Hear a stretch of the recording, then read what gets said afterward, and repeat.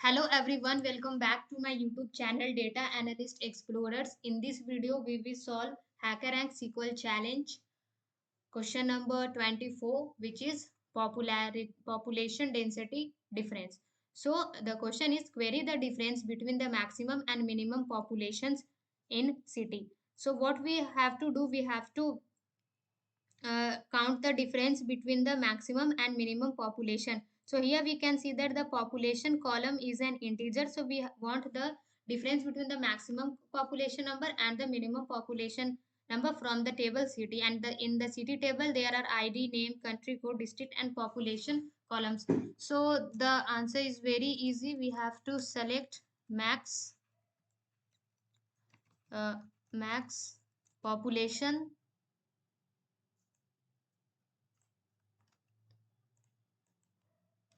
The name of the column is population minus minimum. So we'll use min function and the table name from the table city, and that's it. Now let's try to run the code. And here we can see that our answer is correct, and we can click on this submit button to submit the answer. Thank you for watching this video.